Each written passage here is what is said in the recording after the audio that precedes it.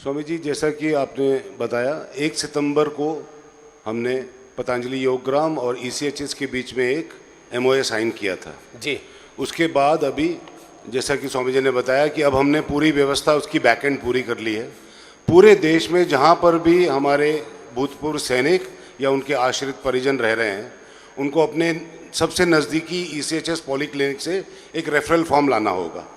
और उसके बाद जब वो यहाँ फेज़ 1 स्थित हमारे ईसीएचएस, रेफरल फॉर्म का मतलब क्या होता है? वैसे तो उनको पता है, लेकिन फिर भी आपके भी परिचय में जितने भी लोग हैं उनको ये बात संप्रेषित आप कर सके, इसलिए बता रहे हैं। जी स्वामी जी, ऐसा होता है कि जब एक कोई भी सैनिक जब रिटायर होने पे आता है तो उससे पहले एक बार उसको वन टाइम कंट्रीब्यूशन करके ईसीएचएस का सदस्य बनना पड़ता है। उसके बाद जब वो अपने निवास स्थान पे चला जाता है तो वहाँ उसका जो नियरेस्ट पॉलीक्लिनिक में जाके उसको अपना कार्ड एक्टिवेट कराना होता है, जो उसका एक स्मार्ट कार्ड बनता है ईसीएचएस का। उसके बाद जब भी उसको हमारी सेवाएं लेनी हो तो वो अपने नज़दीकी ईसीएचएस पॉलीक्लिनिक में जाए और वहाँ पर उसको रेफर्ड फॉर आयुष ट्रीटमेंट इसका रेफरेंस लेना होगा।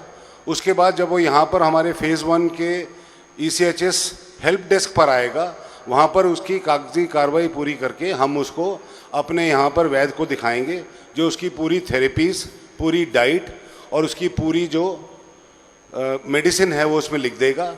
और उसके बाद उसका निःशुल्क यहाँ पर, जैसा कि महाराज जी ने बताया, उपचार होगा। 7 दिन लगे, 10 दिन लगे, 15 दिन लगे, आपको पूरा ठीक करके भेजेंगे। जी महाराज जी, ये एक बड़ी बात। और इस स्कीम का जो सबसे बड़ा जो इसका अंश है वो ये है कि ये बिल्कुल कैशलेस और कैपलेस है।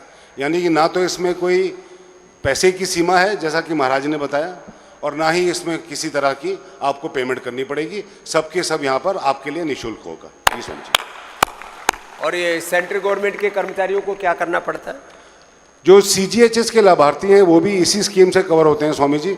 वो तो हम पहले से ही दे रहे थे, जैसा कि आपने बताया कि हमारे जितने सेंटर हैं उन सब में ये स्कीम पहले से ही लागू थी। यहाँ पर पतंजलि वेलनेस मर जहाँ पे हम बैठे हैं, या फेज़ 1 में हमारे अस्पताल में पतंजलि योगग्राम, निरामयम, मोदी नगर, जितने भी हमारे सेंटर हैं स्वामी जी, हर जगह ये स्कीम पहले से ही चल रही थी।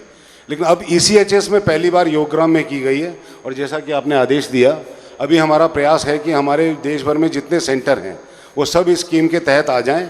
और उसके बाद स्वामी जी ने ये भी निर्देश दिए हैं कि जितने हमारे सेवारत सैनिक हैं उनके और उनके परिवारजनों के लिए भी ये स्कीम जो है उस पर काम किया जाए।